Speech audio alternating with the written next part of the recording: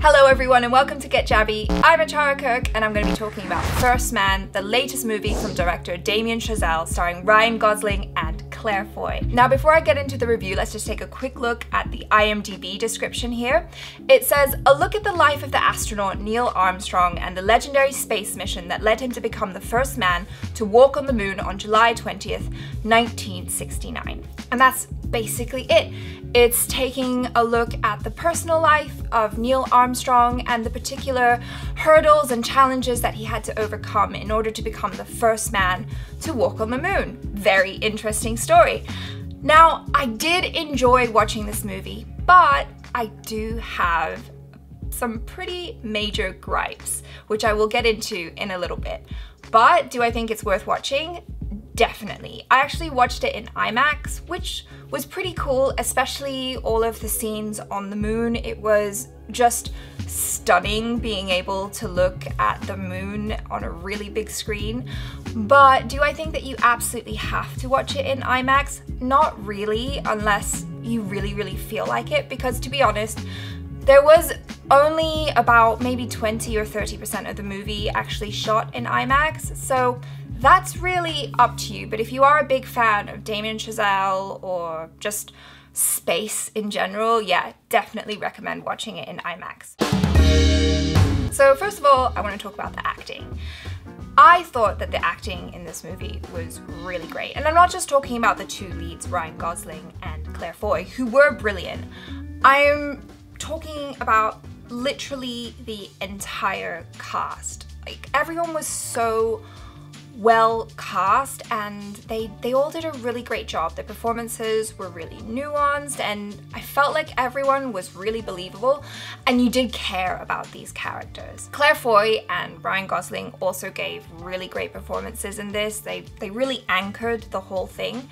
And what I love about their performances, the both of them, is that they're really good at giving very real and understated performances. Like, they're the type of actors that can communicate volumes just through their eyes and facial expressions. They just really live the character, so you don't need to use words in order to communicate the feeling. And there were definitely a lot of close-ups in this movie, so you could see up close and personal, and especially on IMAX, just exactly what they were feeling and what they were going through in every moment. The next thing I want to talk about is the direction and cinematography. This was the thing that I had a major gripe with. Now, I will say what is interesting about Damien Chazelle is that he consistently chooses to do very different movies. So the first one I saw of his was Whiplash, which was just so high energy and like amazing. And then La La Land, which was a musical and completely different from that.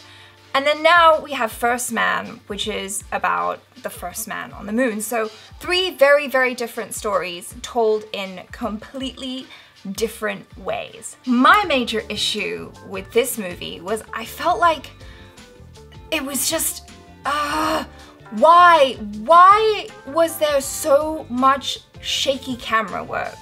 And you could already see this from the trailer in the scenes where Ryan Gosling is going into space and it's like shaking around everywhere and it's all up close up in his face. And I thought, oh, well, that's really cool for the, you know, going into space, because it gives you that feeling of being claustrophobic and, you know, you're shaking around exactly like you would be in the rocket.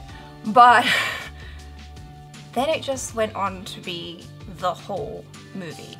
Pretty much. It felt like they did it all handheld, which is fine, I guess, but I just find it hard to believe that they couldn't afford a Steadicam for some shots, or, you know, like, it was just always moving around and shots were going in and out of focus, and I'm like, is this a big budget Hollywood movie? Like, why is it going in and out of focus like that? And why is it shaking? Like, it's just kind of doing my head in, and I'm just not happy about it, because it's not easy watching a movie that's shaky like that the whole way through. Like, I didn't realize that I was gonna be watching Cloverfield in space. Now, I'm not sure if that was solely a Damien Chazelle choice or if that was the cinematographer. Looking at the cinematographer Linus Sandgren's body of work, he has actually worked with Damien Chazelle a lot. He worked with him on La La Land as well. And he worked on American Hustle and Battle of the Sexes. And I've seen a couple of those movies, seen American Hustle and La La Land. And I didn't have a problem with the cinematography there. So I feel like the choice to do this shaky handheld camera work was Damien Chazelle's choice. And I think I kind of get what he was going for. Like, I think he wanted us to feel like the relationships and the rawness of that and really feel like a fly on the wall. But I just didn't feel like it needed to be like that the whole way through. Now, when they're in space, they certainly did make use of more like locked off static shots so you could really appreciate the grandeur and beauty of space and the moon, and that was very well done. But yeah, that shaky cam thing was just really bothering me throughout, and it actually really affected my enjoyment of the movie. And another thing as well, I felt like a lot of the shots were in close-up, and while I do love a good close-up because, like I said, you can see the work of the actors and like really feel the emotions, sometimes like it was just too much to be seeing like that much of their faces, and it just felt claustrophobic. And I don't know, maybe that's what he was trying to go for, but yeah, I would have preferred more medium shots, long shots. Like, have you heard of those? I don't know. I mean, I'm not a filmmaker, but it just kind of bothered me. Moving on to things that I did like. The story, I thought, was really great. We all know about Neil Armstrong and the first moonwalk, but there hasn't really been this focus on the people behind it. I feel like Neil Armstrong gets all the glory and he is a main part of the story, but what I really appreciated as well was that it was showing all the people in his life, all his colleagues, his family, his friends, that supported him and helped him to become the first man on the moon. Especially the issues that he faced in his personal life, his losses, and the relationship with his wife. I thought all of that was really interesting to go into.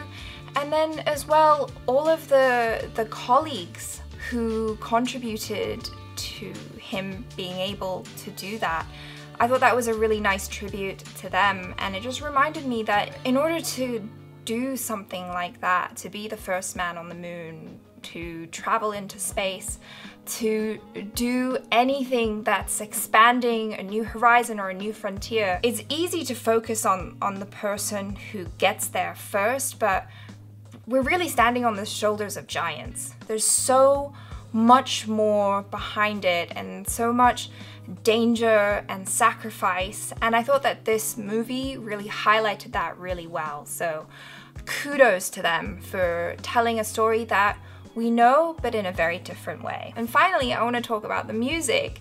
I thought the music was really, really great. Just overall, you know, the soundtrack, the score, and especially the theme that is recurring throughout the movie. I can definitely tell that Damien Chazelle loves music. I mean, his first two movies were very heavily based on music, right? Because you've got Whiplash, which is about a young drummer in a conservatory, and then you've got La La Land, which is a full-blown musical. I know that in our trailer reaction, we did make the connection between Neil Armstrong being like a jazz musician and this movie, so you've got that kind of jazz link, and they did kind of allude to it a little bit, but it was definitely not a main part of the movie. Yeah, the music was just great. I thoroughly enjoyed it. I thought it really helped to tell the story, and this is one soundtrack that I can definitely see myself listening to again and again, so good job on that. That's pretty much all I have to say about the movie. I do think it's